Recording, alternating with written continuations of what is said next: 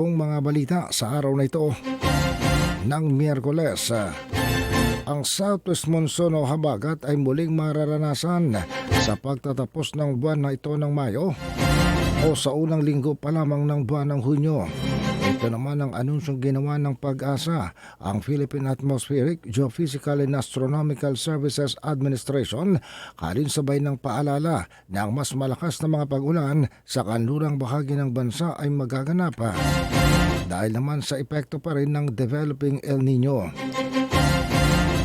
Sa ginawang Climate Forum kahapon, sinabi ng PAG-ASA ng bansa o ang Pilipinas ay naghahanda na sa pag-transition patungo naman sa habagat season. Sabi ng Climatology and Agro-Meteorology Division ng PAG-ASA na ang pagpasok naman ng habagat ay hindi nangangahulugan na simula na ng tag-ulan.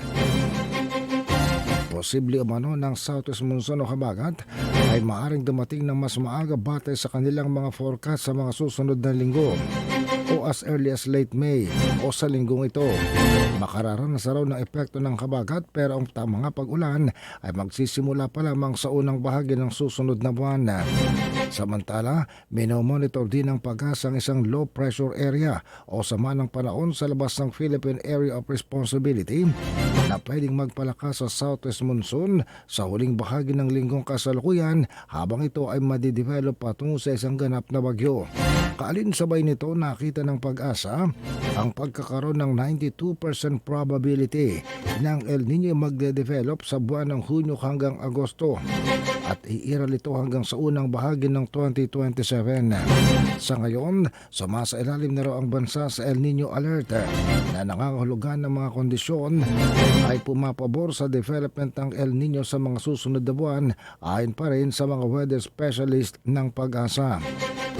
Batay daw sa kanilang mga climate models and nagpapakita ito na ang developing in El Nino ay pwedeng lumakas para maging isang strong event of El Nino pagsapit ng buwan ng Setyembre hanggang Nobyembre.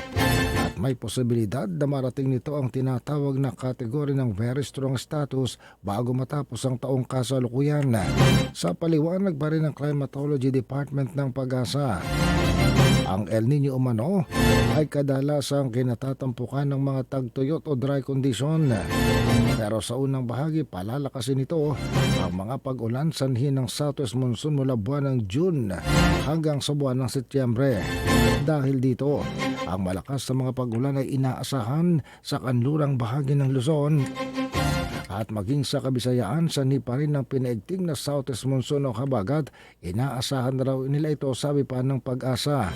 Sa pagitan naman ng buwan ng Hunyo at ng Nobyembre, nakikita ng PAG-ASA na may 9 hanggang 13 mga bagyo ang madedevelop o kaya naman ipapasok sa Philippine Area of Responsibility. Sa karagdagan pa